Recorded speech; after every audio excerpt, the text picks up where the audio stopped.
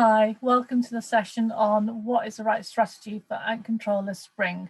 My name's Helen Ainsworth, and I'm just going to go through some of the things you need to think about when treating for ants this spring, and when you should be using gels and when you should be using sprays. Okay, so let me just share my screen and then we can get started.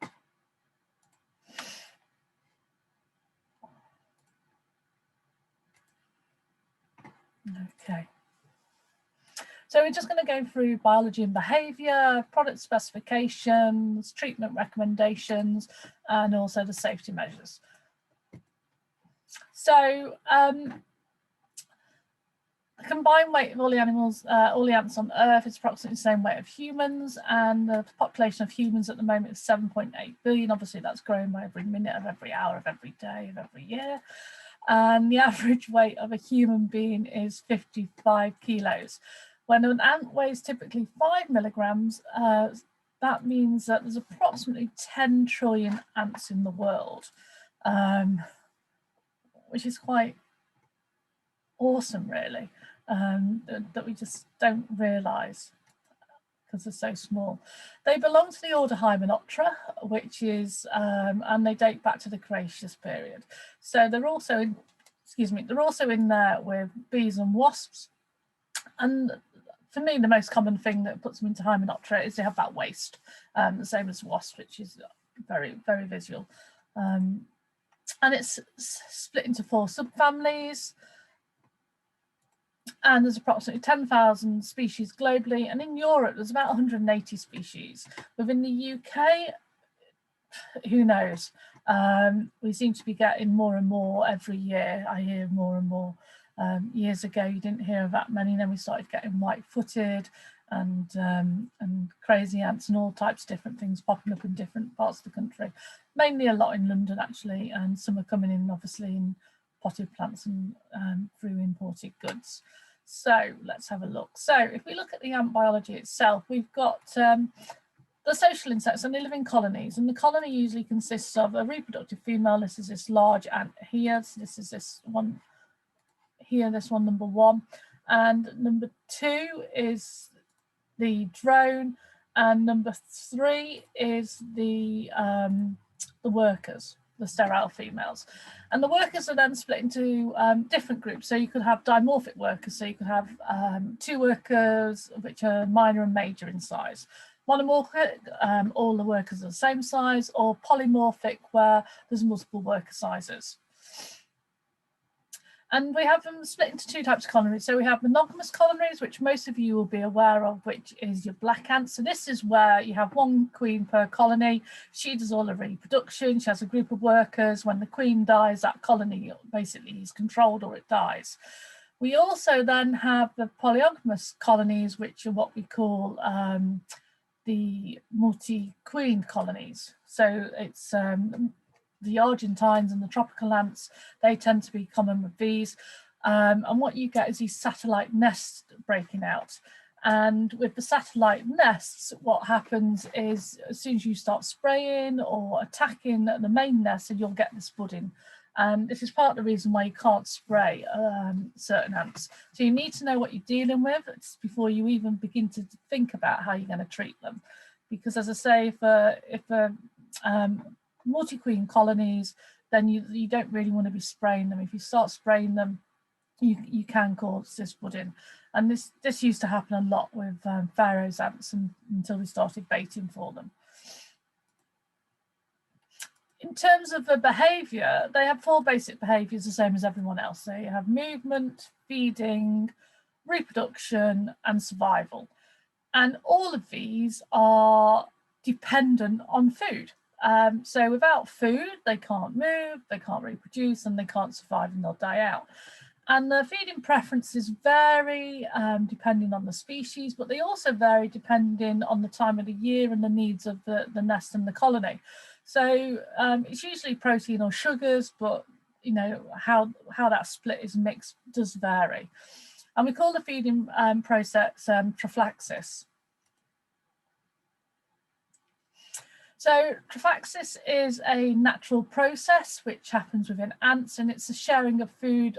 So the foraging ants will go out and they'll leave the colony or the nest, and they will come back and they will share the food. And you can see it here in this lovely image we've got here, where the ants are basically passing the food. Now, in terms of ant control, we can utilize that, because if we can get an attractive food source and we can put a toxicant in that, then we can guarantee that the ants are going to take that through this process and they'll share it with the rest of the colony, which is great. But the trick is to get an active ingredient and a formulation that works slow enough, but the ants take it back to the colony and they don't die en route. So let's have a quick look. So 2 key advantages, as I said. It has to be toxicant and it has to be attractive for them to take, and then we can get rapid control. And it also means that not every single ant needs to come in contact with that bait. So if you put a little bit of gel bait down somewhere, or liquid bait or whatever, you're not reliant on the whole nest coming out to find it. Because of Trophaxis, they can take it back and they will pass it on. If we just have a quick look at the ant biology we've got here, the head, which we all have a head, we all have a thorax, and we all have an abdomen, which isn't circled here, which is at the back here. And what they do have with ants is these petioles, and they're little nodules, and we can use those in the identification. So if you ever get a key for ants, because you're trying to identify what you've got, if you look on that, it'll say how many nodules on the petiole. So something to bear in mind. So if we look at the ants, so the Lasius species, the garden ants, they're generally black, brown, yellowish, sometimes red, depending, and they're generally sweet feeders. And they're not very big, only 3 to 4 mil, but they are monogamous. So you only treat it in one colony, they don't bud, focus on the one nest, focus on the one queen. When we talk about pavement ants, they're the same. You do get them in parts of the UK, and they're a little bit smaller than the black ants. And again, they tend to like sweet things. And Formidor's been designed specifically for that sweeter tasting ant. Then we've got the Argentine ant, which we've already mentioned, and they are polygamous. So they do have this budding and these satellite nests. So that's something to be aware of. They are omnivorous. And then we've got the erratic ant as well. So Formidor. So Formidor was designed to have high efficacy, but having complete colony control. So we wanted a product that was going to be taken back. Because as I said before, if you've got anything that is going to bud, you're not going to get control with spraying alone. You need to think a little bit differently. So what you need a low dose that's going to, in an attractive substrate formulation, that they're going to carry back to the nest and affect the whole colony. And that's what we've done with Formidor. So it's a liquid, it's easy digestible, and it's quicker, and it's transfer one to another. And the formulation is second to none. And you get rapid and complete ant colony control. You start to have effect within 12 to 24 hours. And within 10 to 14 days, you're going to get control. Now, we'll have a look at some controls in a bit. We've got some studies for you to look at. And you can use it indoors now. So what is it? So Formidor is fipronil. It's a potent disruptor of the central nervous system within the ant. And it is regulated in the chlorine channel. So it's non-repellent. It doesn't, it's not detected by the ants, so they don't know it's there.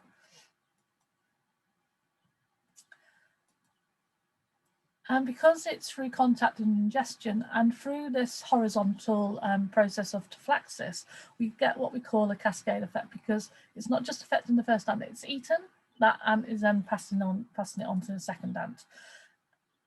And it works at really low doses. If you've ever used Goliath, that also works at low doses, and so does Formidor. and they're both based on fipronil. The differences of formulations are very different. Now, the big advantage of Formidor is it is liquidy. It's not a gel-like life. It is rather liquidy. And this is because research has shown that liquid baits are ingested faster and in greater quantities than gel. So Silverman and Ralston set up 2 arenas, each with an ant colony in. They then supplied one with a liquid fipronil bait and one with a gel fipronil bait. And they measured the time the baits were fed upon and also the amount of bait consumed. Although the ants fed on the gel for 8 times longer, they consumed 5 times more liquid than they did gel. So, so the ants actually consumed 40 times more liquid as they did gel, which means that when we put that in terms of what we need as a product, it meant we could have we'd have a liquid bait rather than a gel bait, which would mean we get faster and more effective control. So if we put that in terms of how does it work, so I've already said Formidor takes 12 to 24 hours to show any kind of lethal effect on the individuals. And we're looking really for 10 to 14 days before we get control. Yeah, sorry, it's shared through the other members of the colony, both through the brood and green prophylaxis. And it's this cascade effect, as we said, through this passing on from one to the other. So if we look at the efficacy on black ants compared to imidacloprid, you can see here that mortality is 100% here, and it's at 80 here. So you can see the gap there between imidacloprid and the Formidor. If you treatment of the colonies on various ant species, so let's have a look here. So we've got here a graph, and we've got red Lasius, which is here. This is that very pale line. We've got the pavement ant, which is here, and we've got the black ant, which is here. And you can see we've got control within 9–10 days. But with the red Lasius ant, we started to get control there at 2.5–3 days. If we then look at Formidor against the Argentine ants, and the pale blue columns are the untreated, they're the control, you can see here that there's 100% control there. Then if we look against Lasius niger, you can see again, we've got control here within a week. So back against that. So this was done on 3 drops per meter, and it was done 4 times. So again, 10 to 14 days control on Lasius necklace. Again, a week to 2 weeks. So that's our 10 to 14 days. And again here with Tapinoma. This is 1 week, and this is 2 weeks, and this is 3 weeks, so a little bit longer, but not much. And with Tratomorium, again, this is 1 week, 2 weeks, and 3 weeks, so similar figures. So generally control 10 to 14 days. Now, it's quick and easy. So dose method and application. Make sure there's obviously no alternative food sources around. Make sure that Formidor is accessible and can be moved by the ants. So in terms of dose rate, we talk about 1 drop every 30 centimeters on a trail. That drop size is 3 to 4 mil, and that absolutely is 0.03 grams. Now I've got a box of matches, and if you take a match and you look at the size of the head of a match, that's approximately 3 to 4 mil. So that is the size of drop that you should be applying, and you're putting one of those down every 30 centimeters, every 12 inches if you're old school. So 3 a meter on the trail of the ants. And ideally you want to get it as close to the nest as possible. And then on the trails. Now, if we look at dose rate of Formidor, because it does seem very low, but you know, it's a size that match. So on a meter, it's 3 drops the size of that head. And it's actually done here nicely for us. So there you go, there's a Formidor size, 0.09 there, so that's 3 times. That's a big match head if you've got those real big striking matches. And this is a competitor product. So you get twice as much usually, minimum. So it comes in a 25 gram cartridge. It's quick and easy to apply. You don't need an applicator. So a lot of people are using applicator guns. You don't need one. Excuse me, the tube should come with a little plunger which you can just press it out with.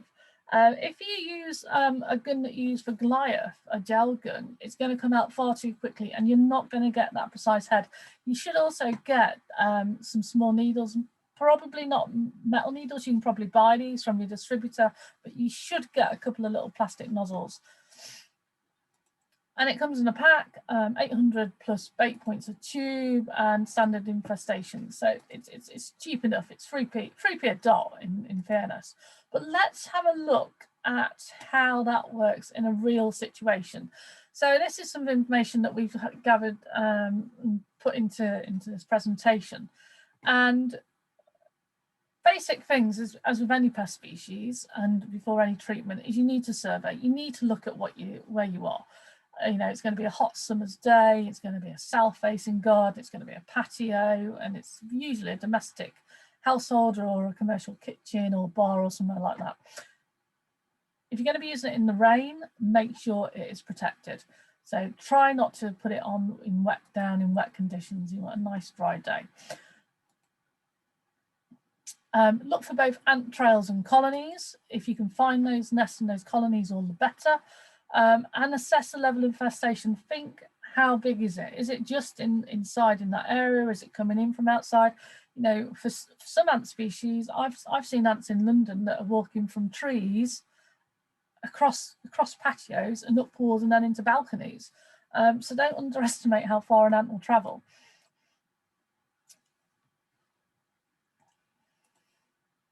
So here's a general domestic treatment. Average bungalow, average suburbia, and here you've got the patio, which is probably south-facing. So if, like me, you know that every single one of these flags that you pick up will have ants or evidence of ants on it, and this back wall is probably going to be your hotspot.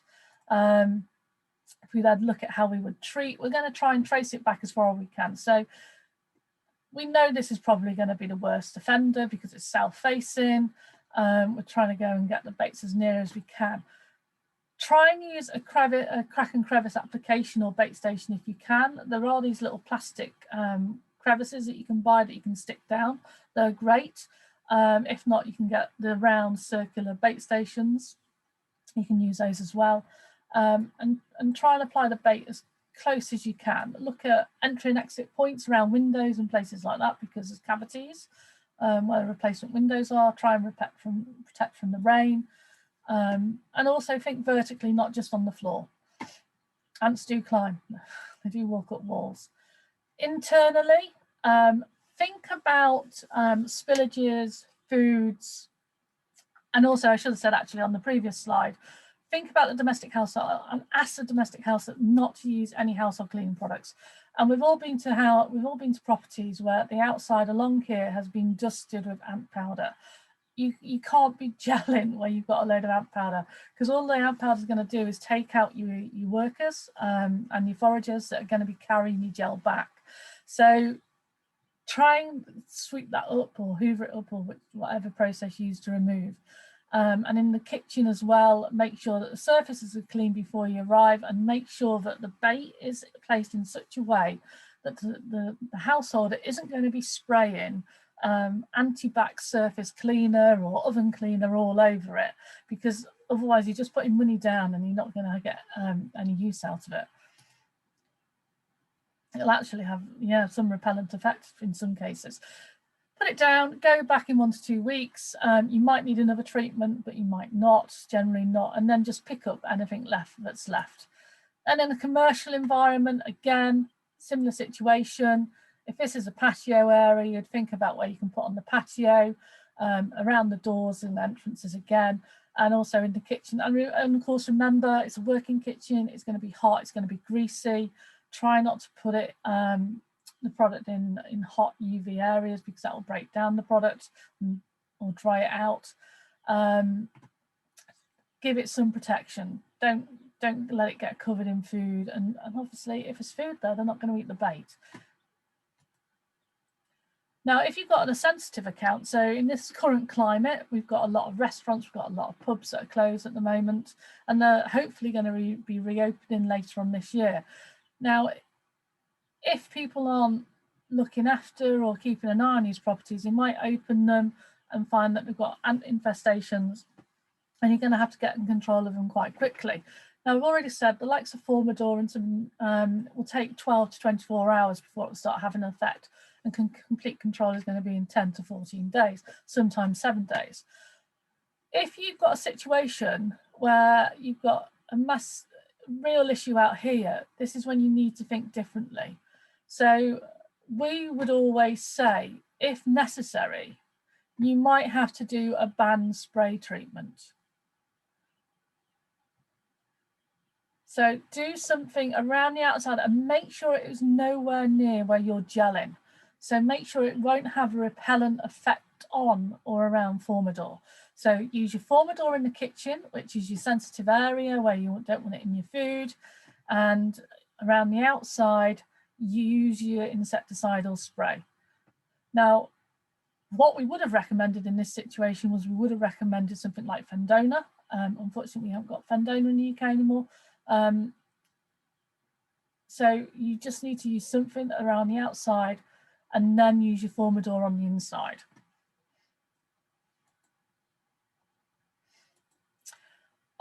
Just a little bit on instructions for use. Always follow the label. That's a legal requirement. Don't apply it to absorbing surfaces. As I said before, try not to expose it to heat sources and direct sunlight, because this will have an effect on it. Same as in the back of your vans and things. Don't leave it in there all the time. I know your vans do get very hot. Maybe put them in a cool bag. We gave some cool bags out last year in the front of the cab. Make sure it's away. You know, you clean up all your spillages, usual things with ants. A lot of good hygiene and housekeeping usually works. Great guns. Look at your bait, keep an eye on it, go back 1 to 2 weeks later, replace if need be or if it's damaged. Things to watch out for. So make sure you put enough down. Make sure you do a proper survey. We talk about surveys all the time with rodents and with cockroaches, but not always with ants. Maybe with the tropical ants and things, but think about that. Look where they are. Look for those hot spots. Look for the soil types as well, because they do prefer a sandier soil to a heavy soil because it's easier for them to dig through. So that's why they like patios, because patio slabs are generally laid on the sand. Make sure it can't be accidentally removed, cleaned or washed away. There's no point in you going around treating someone's ants outside and then the next week you go back and find out that they've had a chap round who's jet washed and scrubbed all the patio tiles. It's not going to be conducive for anyone. They've wasted their money, you've wasted your time. So make sure that they understand the implications of that. As I say, pay particular attention to outside as well as inside, and don't spray any insecticides or anything that might repel it or damage it. And then safety measures, the usual things. Make sure you wear the gloves. It is quite liquidy, so make sure you do have gloves on. Keep it away from non-targets. Normal hygiene, no smoking, no eating, no drinking. Don't apply it directly to surfaces, so make sure you place it precisely. And that's that. So let me just stop sharing, and I just want to show you some things. So what we do have, if you can have a look, is we've got these which you can download. This is a best practice guide for European ants. That's a nice little booklet. It's got some different things in there. It's got some pictures. Explains different things about the ants for you. So it's a nice little, so we call it support spraying. The diagrams that I showed you earlier, they're in there as well, on what to do. Little graph at the front. And there's also a product sheet as well you can get. So that tells you about Formidor, and that's got some other actives in it as well. So yeah, they're available. So have a look at those. And if you've got any questions, that would be great.